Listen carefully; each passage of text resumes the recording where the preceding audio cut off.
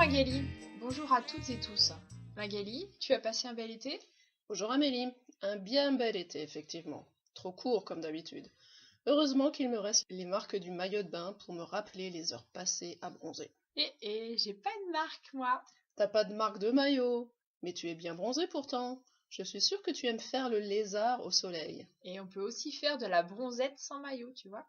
Le naturisme, c'est le sujet de notre article aujourd'hui, dans Le Monde de mai dernier. On peut lire ce titre, Le Palais de Tokyo, nu comme un verre. Le Monde, ce journal très respectable, qui parle des tout nus ou des sans textiles, c'est au poil. Alors c'est au poil, c'est une expression un peu vieillie qui veut dire c'est chouette, c'est parfait. On va parler effectivement de gens à poil, c'est-à-dire nus. Être à poil, c'est être tout nu. Ou bien être en tenue d'Ève, ou encore être dans son plus simple appareil. Alors, cet article parle du palais de Tokyo, mais on est pourtant bien à Paris, non? Oui, le Palais de Tokyo, c'est un centre consacré à l'art contemporain à Paris. Mais ce n'est pas le palais de Tokyo qui est nu comme un ver de terre, ce petit animal sympathique, quoique assez repoussant quand même, Mais ses visiteurs. Enfin, quelques-uns qui ont répondu à l'invitation de visiter ce centre d'art complètement nu. Allez hop, on se dessape dans les vestiaires et on y va. Que des volontaires, j'imagine. Oui, des volontaires, recrutés dans les associations naturistes de France, des habitués de l'effeuillage, le fait de se déshabiller lentement. Et ils étaient très nombreux à vouloir tenter l'expérience. 200 personnes environ ont visité le palais de Tokyo le 5 mai. Alors après s'être désapé, c'est-à-dire s'être déshabillé.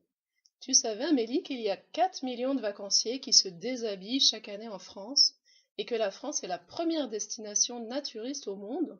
En principe, on ne se gèle pas trop en été en France. Il ne fait pas trop froid. Ceci explique peut-être cela. Cette visite du palais de Tokyo à poil, c'est quand même un peu dans la tendance. Pour faire parler de nous, commençons par nous déshabiller, non?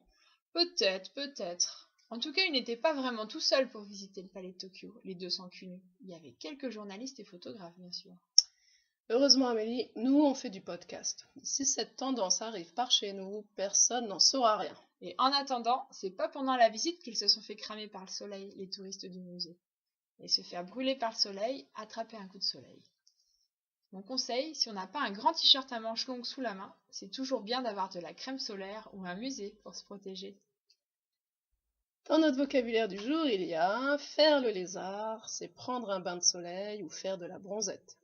Autour du soleil, on a aussi attraper un coup de soleil ou se faire cramer par le soleil, c'est-à-dire brûler par le soleil.